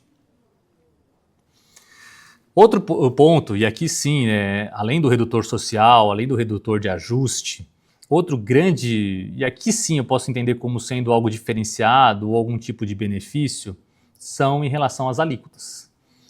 Como eu comentei com vocês na aula específica, onde a gente fala de alíquotas, nós vamos ter uma alíquota de referência. Essa alíquota de referência ainda não está definida. Nós sabemos que vai girar em torno de 26,5% a 28%. No nosso material todo, quando a gente fala de alíquota, traz exercício numérico, enfim, no nosso material a gente trata com 28%, mas isso é só para efeito didático, porque hoje ou até agora não foram definidas essas alíquotas. Então vamos ter uma alíquota que vai valer para todo o Brasil como referência, mas nós vimos também que vai depender também do estado, vai depender do município também. E a gente viu também que na questão de IBS e CBS para o setor de imóveis, o que vale é o local onde está o imóvel. Então não é o destino, não é a origem, enfim, o que vai valer é onde está domiciliado aquele imóvel. Então, em relação à alíquota de referência, aquilo que for estabelecido como alíquota padrão para cada estado / município, a gente vai ter uma redução desta alíquota. No setor imobiliário, em geral, foi conquistada aqui uma redução em 50% do valor da alíquota. Então, o que eu coloco aqui no material é, se a alíquota de referência for, ou se a alíquota for de 28%, o setor imobiliário vai pagar 14% de alíquota. Então, veja que já teve o redutor de ajuste, já teve o redutor social, e quando for aplicar a alíquota, aí sim vai ser uma redução de alíquota que vai chegar ali na casa de 14%, redução em 50%. Mas, se a receita for de locação, nós temos uma redução em 70%. Então eu falei para vocês, no caso de Airbnb, redução em 40%. No caso de locação geral, e aqui eu estou falando de locação no setor imobiliário, tá, pessoal? Locação de bens móveis, por exemplo, não gozou desse tipo de redução. Locação no setor imobiliário vai gozar de uma redução em 70%. Então vai pagar 30% da alíquota que for definida. Coloco aqui no meu exercício. Se a alíquota for de 28%, a alíquota no setor de locação vai ser de 8,4%. E aqui a gente já começa a refletir um pouco, né? Porque empresas hoje que estão no lucro real, auferindo receita de locação, elas pagam 9,25% de PIS e COFINS, somando as duas alíquotas. Então, para este pessoal que está sujeito ao lucro real, auferindo receita de locação, tem uma tendência de ter uma redução, porque agora ele vai pagar 8,4%, isso considerando a alíquota de 28%. Só que a gente tem pouca gente que está no lucro real, auferindo receita de locação. O que a gente tem, em geral, são empresas no lucro presumido, até por questão de planejamento tributário, de holding patrimonial e etc. E esse pessoal hoje paga 3,65% de PIS e COFINS, somando as alíquotas.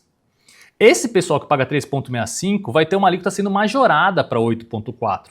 Então, por isso que tem muito comentário, o setor imobiliário vai ter aumento de carga tributária na locação? Depende do ponto de vista. Se a gente estiver falando de uma empresa de lucro real, não. Se a gente estiver falando de uma empresa de lucro presumido, muito provavelmente. Por quê? Porque o setor de locação, em geral, não vai ter grandes créditos da não cumulatividade, né? Não tem custos e despesas relevantes passíveis de creditamento. Se tiver gastos, vai dar direito a crédito, observada toda a questão de não cumulatividade que eu já expliquei para vocês. Mas a alíquota nominal vai ser majorada, comparando CBS e IBS, comparando com PIS e COFINS. Aí fala, pô, ISS, CMS, já não tem ISS, CMS na locação. Já não é contribuinte desses tributos. Por isso, a grande discussão no setor imobiliário, nós vamos ter um aumento de carga tributária do setor de locação? Muito provavelmente sim, e muito provavelmente isso vai repercutir no valor dos aluguéis. Mas tem que fazer conta, né? Porque eu falei, se tiver um redutor social ali, se for de valores de aluguel mais baixo, a gente tem aquele redutor de R$600. Então pode ser que aumente a alíquota, mas mesmo assim dá zero. Pode ser que aumente a alíquota, mas o valor do aluguel é baixo, então pode ser que fique inferior ao que era antes. Então tem que fazer conta, tem que fazer exercício numérico para confirmar, caso a caso, se vai ter aumento de carga tributária ou não. Olhando de uma forma geral, a alíquota nominal contra a alíquota nominal, nós vamos ter um aumento de carga tributária. Vai ter um exercício numérico daqui a pouco que eu vou repassar com vocês.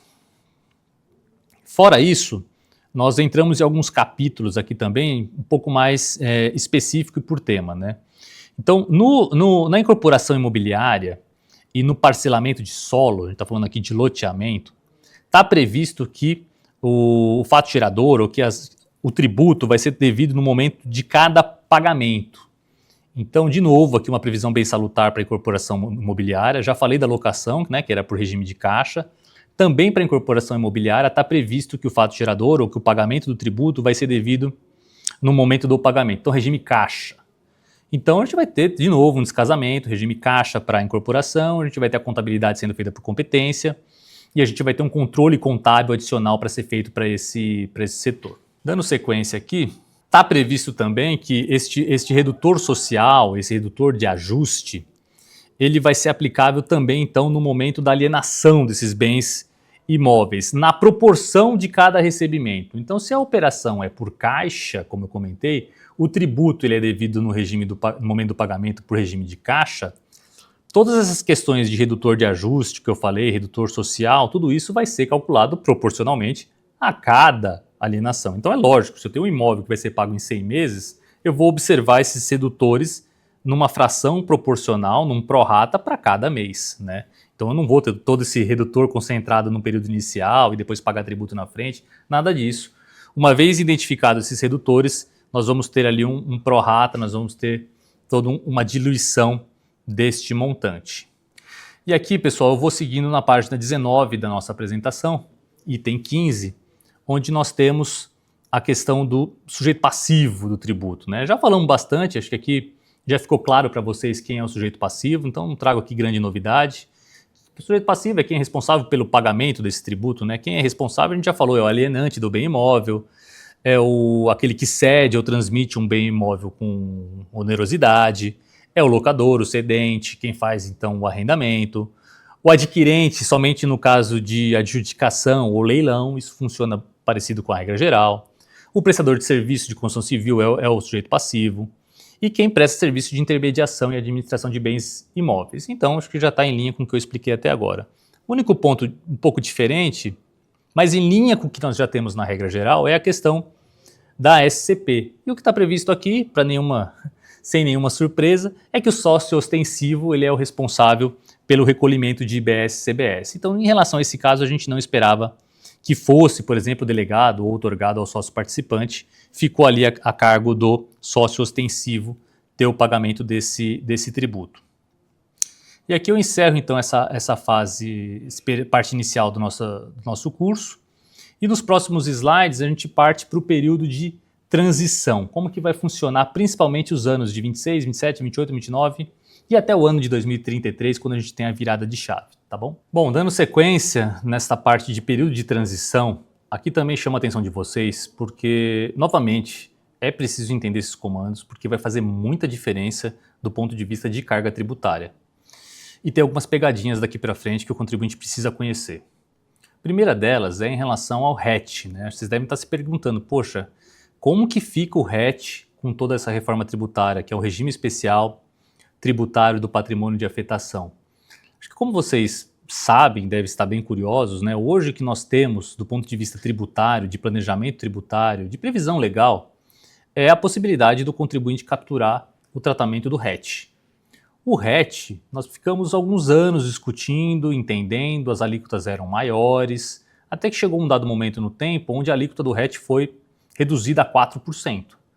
Então, nós temos ali a figura do patrimônio de afetação e uma redução tributária muito importante. Então, com 4% ali contemplava os tributos federais, ou contempla os tributos federais. E isso é uma carga tributária bem reduzida. Com isso, a maioria dos empreendimentos imobiliários que a gente tem hoje se beneficiam do tratamento do RET, pagando 4%, somando os tributos federais. Aí vem a dúvida, como é que fica o RET agora, né, com a reforma tributária? O que foi previsto é que até as operações que são realizadas antes de 1º de janeiro de 2029, então nós estamos falando principalmente da virada de chave em 27 para PIS e COFINS, lembra, CBS entra em vigor em 27. De 27 e 28, os contribuintes eles vão poder exercer a opção de ter um tratamento diferenciado de CBS. Então, neste período, a CBS vai ser de 2,08, somando PIS e COFINS. Isso vai ficar a cargo do contribuinte optar. Eu imagino que todo mundo vai optar, porque é uma carga tributária bem reduzida, e até porque ele já está sujeito ao RET. Então faz todo sentido exercer essa opção. Não exercer essa opção e ficar de fora e ter aumento de carga tributária, pelo que nós vimos até agora. Então, esses 2,08, ele na verdade é o mesmo percentual de PIS e COFINS que já está dentro do RET hoje.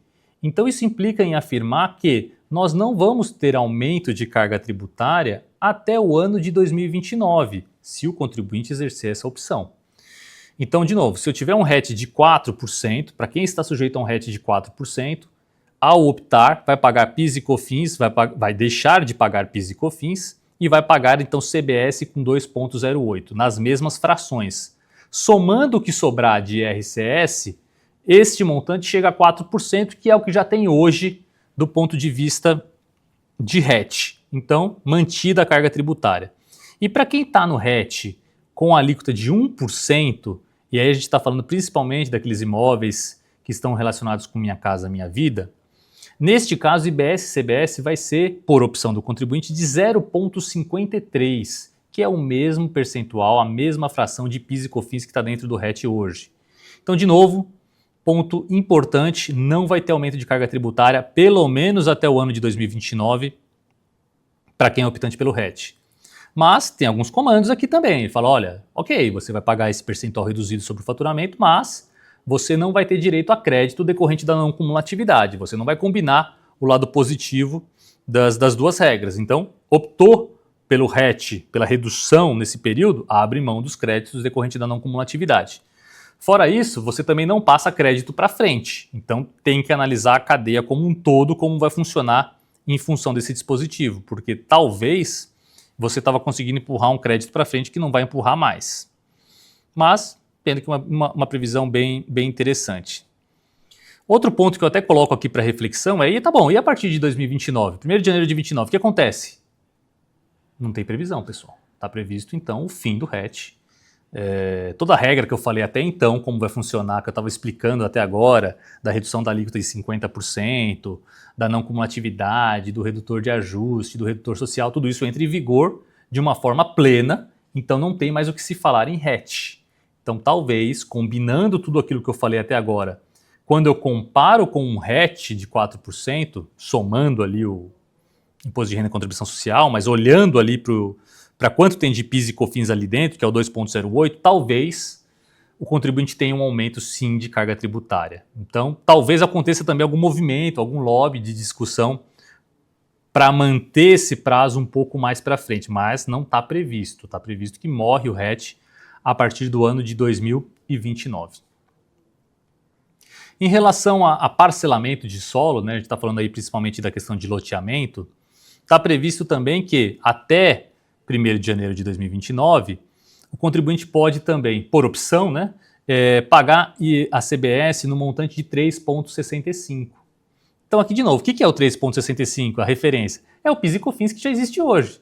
Então PIS e COFINS somados hoje no lucro presumido, para quem está na cumulatividade, está sujeito ali a 3,65. Então, de certa forma, nós não tivemos mudança também. Então, por opção, vai ser mantida a carga tributária, trocando PIS e COFINS por CBS, mas mantido ali o 3,65 sobre a receita bruta. Isso estou falando de parcelamento de solo. Também não pode tomar crédito na cumulatividade, também não pode passar crédito para frente dos contribuintes. Então aqui eu estou na página 24.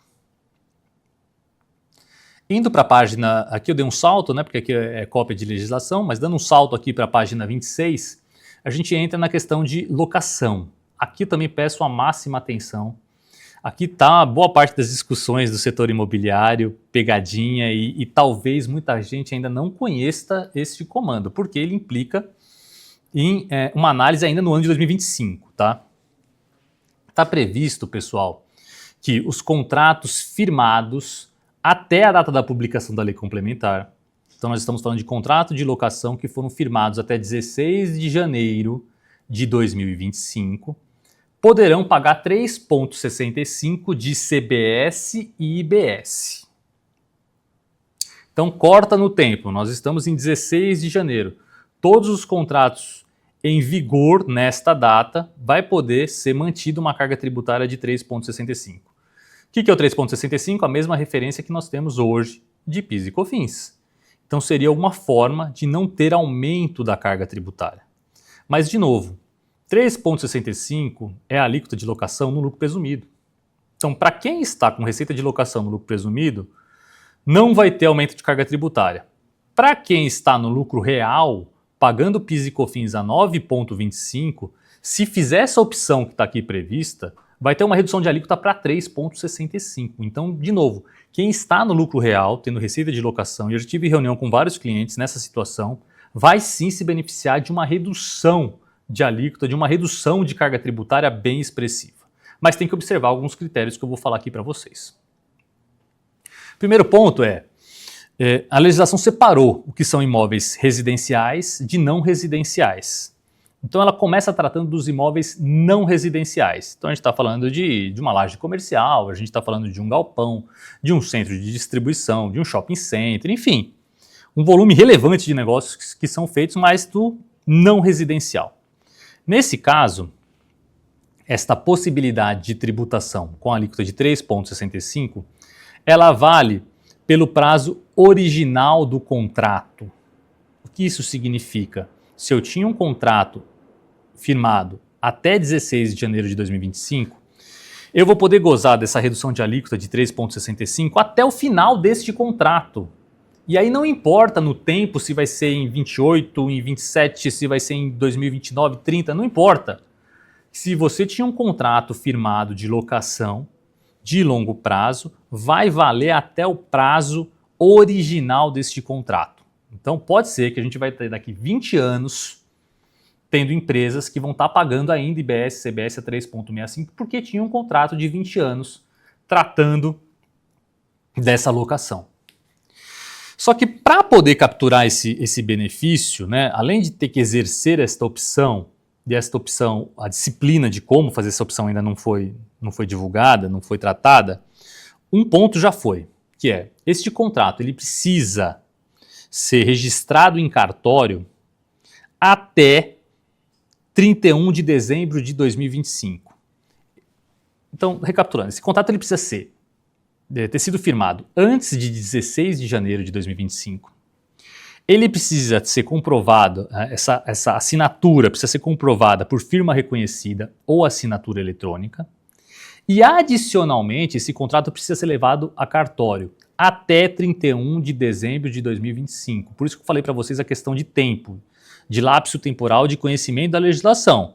Então, se você tiver um contrato importante de milhares ou milhões de reais de locação, e se você não levar esse contrato por um simples registro em cartório até 31 de dezembro de 2025, pode ser que você fique de fora dessa carga tributária de 3,65. E pode ser que você vá para uma carga tributária cheia, como aquela que eu falei para vocês.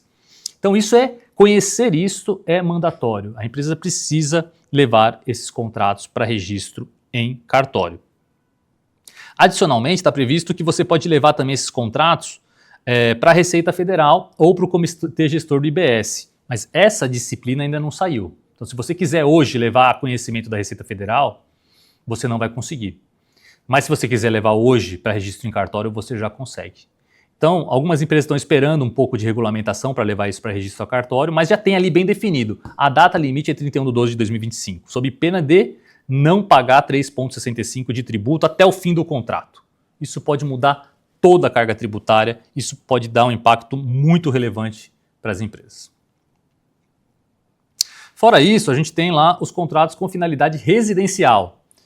Contrato de finalidade residencial, e aí sim nós estamos falando, óbvio, né, de locação, de moradia, esse não, esse vale pelo prazo original do contrato ou até 31 de dezembro de 2028, o que vier primeiro. Então, a partir de 2029, nós não vamos ter nenhum contrato residencial vigente onde vai ser possível capturar esse tratamento diferenciado. Isso se encerra, então, em 31 de 12 de 28. Ou antes, se o contrato vencer, por exemplo, em 27, vale antes. Se vencer em junho de 27, vale antes. Se vencer em março de 28, vale antes. Então, vale o que acontecer primeiro, o vencimento do contrato ou 31 de dezembro de 2028. Mas também, neste caso, goza de uma alíquota de 3,65. Para o caso residencial, um alívio é que você não precisa levar esse contrato para registro em cartório, está dispensado disso. Mas você vai ter que comprovar que esse contrato ele foi feito até 16 de janeiro de 2025. E essa comprovação vai se dar por firma reconhecida da assinatura, assim como o anterior, ou por meio de assinatura eletrônica, ou por meio da comprovação do pagamento deste aluguel. Então, se o contrato é de antes de janeiro de 25 e você já estava recebendo por este aluguel, o fato de você ter o contrato e ter a evidência financeira desse recebimento já é prova suficiente para você gozar desse benefício de 3,65. Você não vai ter que levar isso para registro em cartório. Já tem muita gente discutindo se realmente deveria ter essa previsão do cartório ou não. Mas, de novo, a gente pode ter toda uma discussão em matéria tributária, mas a gente está diante de um regime específico de tributação. Então, penso eu que vale a pena cumprir essa obrigação acessória, não tem por que querer ter um contencioso, uma discussão em cima disso. Vejamos outros pontos aqui. Acho que de relevante eu encerro por aqui, mas, conforme prometido, nós temos aqui mais 2 slides, o slide número 31 e o slide número 32, onde eu trago para vocês alguns exercícios numéricos, alguma simulação numérica de eventuais efeitos aí da reforma tributária. Então aqui eu tenho um quadro, né, para vocês com 4 cenários distintos. Eu estou na página aqui no slide então número 31.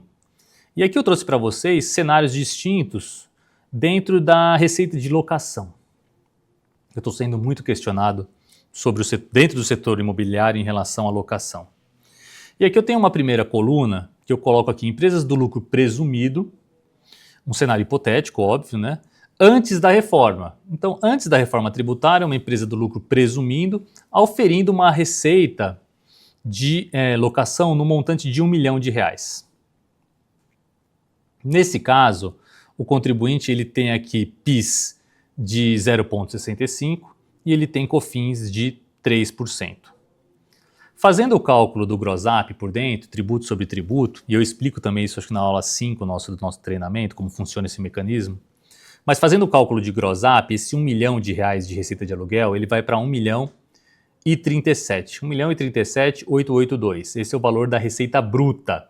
Esse é o valor que é pago pelo montante do aluguel hoje, se o dono do aluguel for optante pelo lucro presumido.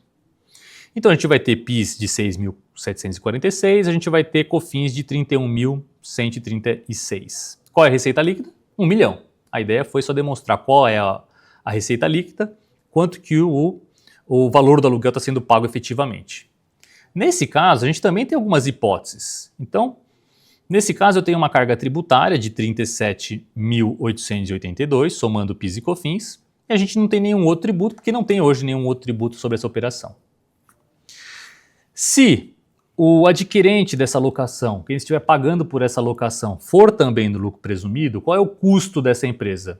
O custo dessa empresa é de 1 milhão e 37. Por quê? Quem está no lucro presumido não recupera créditos de PIS e COFINS. Então o valor pago é o custo que ele tem na locação. Se quem estiver pagando por esse aluguel for optante pelo lucro real, neste caso ele tem direito a crédito de PIS e COFINS. De quanto? De 9,25. Então, o dono do imóvel, o locador, paga 3,65 e o locatário, ele tem direito a crédito de 9,25, gerando uma alavanca de crédito que faz com que ele tenha ali um crédito de R$96 mil. Qual é o custo na ótica do cliente ou do locatário do lucro real? R$941 mil, porque ele recuperou PIS e COFINS sobre esse valor. Isso é o que é hoje, tá? Vamos olhar o que é hoje também no lucro real. No lucro real, 1 milhão de receita de locação, os tributos são majorados, então nesse caso a gente tem 1,65 e 7,6 de PIS e COFINS, a alíquota é maior. Nesse caso, se o locador for optante pelo lucro real, o valor do aluguel vai ser de 1 milhão e 101. Antes era 1 milhão e 37, agora 1 milhão e 101. Pago os tributos sobre isso e eu olho para o custo na ótica do locatário. Se o locatário for optante pelo lucro presumido, ele não recupera nenhum crédito porque ele está sujeito à cumulatividade de PIS e COFINS. Logo, o custo na ótica do locatário vai ser de 1 milhão e 101, ou seja, o valor que ele pagou é o custo. Se o locatário for optante pelo lucro real, ele toma crédito de PIS e COFINS, então o custo dele toma um crédito de 101 e o custo dele passa a ser de 1 milhão. Então vejam aqui, do hoje, né, ou o cenário antes da reforma tributária, já é mais vantajosa a opção pelo lucro presumido. Por isso que eu falei, a maioria das empresas hoje de locação estão no lucro presumido, não estão no lucro real. Por quê? Porque não tem créditos e porque a alíquota do lucro presumido é menor. Então, até o limite do faturamento de 78 milhões de reais para o lucro presumido, tem uma tendência das empresas de locação ficarem então no lucro presumido. Ok, então vamos entender agora como fica o cenário com a reforma tributária. É que eu separei durante a transição e após a transição, quando a gente já tiver então uma carga tributária ou todo aquele período do lapso temporal concluído. Durante a transição e após a transição, vejam que eu não tenho mais diferença entre lucro presumido e lucro real. Porque, como eu falei várias vezes, não tem diferença mais carga tributária de IBS e CBS entre lucro real e presumido. Então, por isso que a gente só tem um cenário, durante a transição e após a transição. Durante a transição, pessoal, vejam que eu estou colocando aqui que o contribuinte optou pela possibilidade de pagar 3,65, que é o que faz todo sentido. Ninguém vai querer ficar de fora dessa possibilidade de ter uma carga tributária reduzida. Então, se o contribuinte exercer essa opção e pagar 3,65 de IVA dual, de CBS nessa transação, o valor do aluguel pode até diminuir um pouquinho. Por quê? 3,65 vai ser um tributo calculado por fora, não mais por dentro, como a gente tem hoje. Então, este montante pode chegar ali muito próximo ao valor da receita de aluguel que a gente tem hoje no lucro presumido. Então, meio que empatou aqui o valor do aluguel no lucro presumido hoje versus com a reforma tributária durante a transição. Por quê? Porque o contribuinte vai exercer essa opção e vai capturar uma tributação de 3,65, que é a mesma do lucro presumido.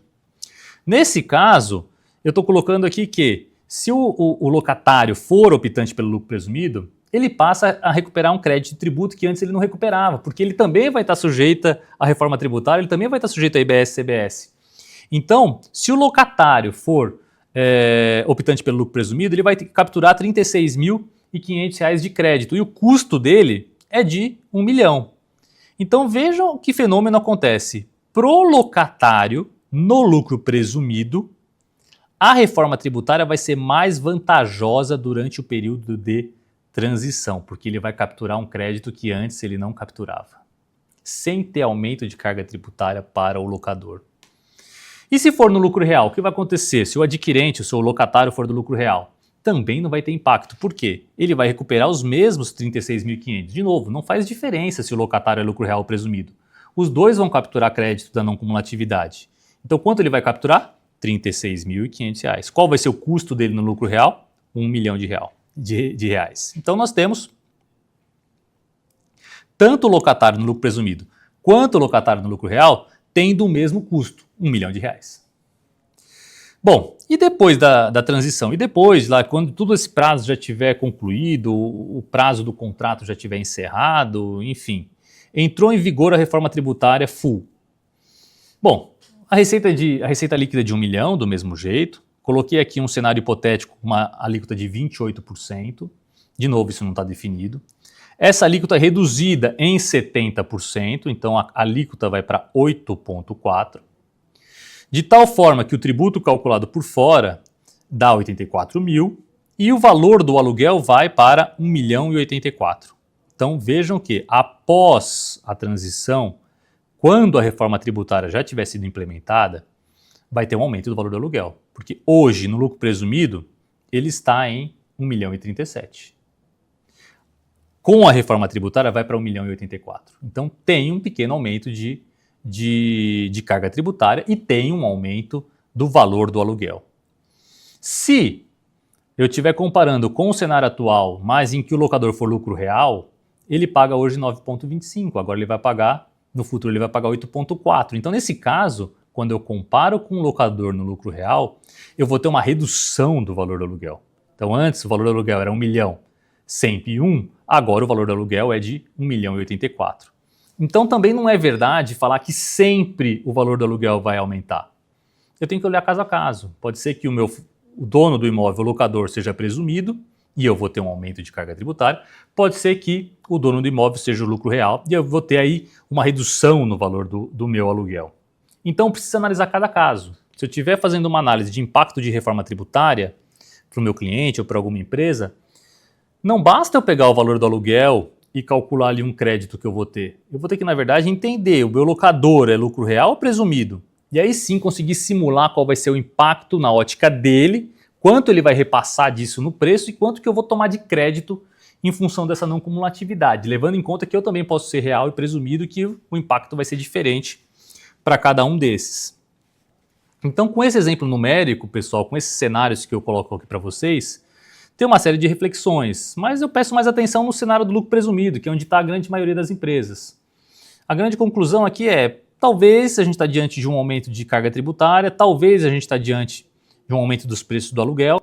Isso não vai acontecer no curto prazo, porque a gente vai ter o período de transição. Durante o período de transição, vai ser capturado basicamente o mesmo preço, o mesmo valor de aluguel, e depois a gente vai estar sujeito sim a algum tipo de reajuste. Se o locatário for lucro presumido, talvez ele tenha algum tipo de benefício, porque ele vai tomar um crédito que hoje ele não toma. Então, pode ser que ele seja até beneficiado. Se você for um locatário no lucro presumido, talvez, olhando essas premissas que eu coloquei aqui, você pode ser beneficiado então com a reforma tributária. Esse é o primeiro cenário e agora vamos para o último. E a gente fecha o nosso treinamento. O que eu trago para vocês aqui também é uma pergunta que eu recebo praticamente todos os dias sobre modelagem na operação de locação. E aqui a pergunta é: Vinícius, o que vale a pena eu explorar a atividade de locação na pessoa física ou na pessoa jurídica? Pessoa jurídica, pessoal, a gente está bem acostumado que são as holdings, né? Então é bem comum a família ou a pessoa física ter ali alguns imóveis e ter algum tipo de renda em relação a esses imóveis. Ele pode alocar tudo isso dentro de uma holding patrimonial, dentro de uma holding imobiliária para poder explorar essa renda de aluguel. E aí a pergunta é, mas vale a pena eu ter essa renda na pessoa física ou vale a pena eu ter essa renda na pessoa jurídica? Aqui, pessoal, também é um cenário hipotético. É claro que eu coloquei aqui números arredondados e é claro que eu eliminei alguns efeitos para ficar um pouco mais didático o exercício. Mas, se vocês olharem hoje para a pessoa física, então, a primeira coluna antes da reforma é uma receita de aluguel. Em todos os casos, eu travei a receita de aluguel em 1 milhão. E na pessoa física, antes da reforma, o que está valendo hoje, ela paga basicamente imposto de renda na pessoa física. Quanto? 27,5.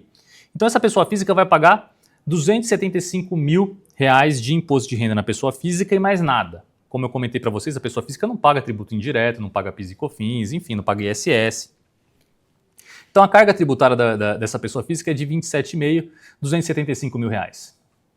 Quando eu olho para o cenário antes da reforma na pessoa jurídica, a gente tem tributação de PIS e COFINS de 3,65, então 6.500 de PIS, 30 mil de COFINS.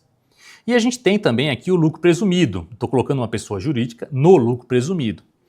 Neste caso, calculando aqui, nós com as presunções que nós temos ali de 32, a gente chega num imposto de renda de 80 mil e a gente chega numa contribuição social de 28.800. Isso implica numa carga tributária, e aqui arredondando o número e sem considerar os cálculos do ponto de vista do adicional do imposto de renda, sem colocar todas aquelas regrinhas, fazer de uma forma mais didática, a gente chega numa carga tributária de aproximadamente R$ 145.300. Então, olhando aqui, a gente já percebe que, poxa, eu já tenho uma vantagem entre pessoa jurídica quando comparado com a pessoa física. A gente já tem um estímulo aqui para trabalhar com a pessoa jurídica. De novo, tem que fazer conta caso a caso, tem que entender o cenário, tem que entender a pessoa jurídica, tem que entender a característica da holding, tem que entender que renda essa pessoa física tem, que outros abatimentos ela pode ter ou deduções, aqui isolando todas essas variáveis e olhando só para este cenário. Por esse cenário, antes da reforma, já valia a pena, então, ter uma pessoa jurídica, já valia a pena ter uma holding patrimonial. Quando a gente olha para depois da reforma, colocando toda aquela parte introdutória da pessoa física que eu falei para vocês, eu estou considerando aqui a hipótese em que essa pessoa física, auferindo ali uma renda, uma receita de aluguel de 1 milhão, ele passa a ser contribuinte de IBS e ICBS. Mesmo com a redução em 70%. Então esse cara, esse contribuinte na pessoa física, ele passa a pagar IBS e ICBS, assim como a pessoa jurídica também passa, o mesmo valor. Então ele passa a pagar mais ou menos 77.490. E na pessoa física, no imposto de renda, continua pagando, porque a reforma tributária não pegou a pessoa física do ponto de vista da renda, do imposto da renda. Então, somado esses dois tributos, ou esses 3 tributos que ele passa até agora, a carga tributária vai para R$ 352 mil na pessoa física. E na pessoa jurídica? Na pessoa jurídica vai para R$ 186.290. Ou seja, quando eu comparo essas duas possibilidades, a pessoa jurídica ficou ainda mais interessante, ficou ainda mais vantajosa do ponto de vista de modelagem tributária e societária. De novo, isso não é uma recomendação para vocês, não estou recomendando que vocês tratem todas as receitas de aluguel como sendo pessoa jurídica, mas pela simulação numérica, pelas primeiras impressões que nós temos aqui nos cálculos, nos parece que há uma vantagem em operar com receita de aluguel sendo pela pessoa jurídica. Mas, de novo, não é uma recomendação. A minha recomendação é: entenda este cálculo, entenda esse mecanismo, nos procure, porque a gente pode ajudar vocês a preparar cálculo de uma forma mais analítica, mais completa e assim ajudar vocês a tomar a decisão. Bom, com isso eu fecho o treinamento do setor imobiliário, como prometido. Foi uma aula, acho que até um pouco mais longa do que o previsto. O tema é bastante complexo, eu não consegui aqui abordar todas as particularidades, eu não consegui abordar aqui toda a complexidade em relação ao tema. O que eu peço para vocês é, se tiver alguma dúvida de interpretação da legislação, se tiver com alguma dificuldade em simulação numérica, se tiver com alguma dificuldade em tomar a decisão da melhor modelagem, ou dos cuidados que são necessários para a adoção ou para enfrentar toda essa jornada da reforma tributária, por favor, procure a PPIC, me procure, entre em contato com a gente. De novo, o material está disponível no nosso site, gratuito, com todos esses comentários que eu fiz. Esse conteúdo vai ficar disponibilizado na internet também de forma gratuita. E eu espero que eu possa ter contribuído um pouco com vocês a enfrentar e entender todo esse tema. Obrigado a todos.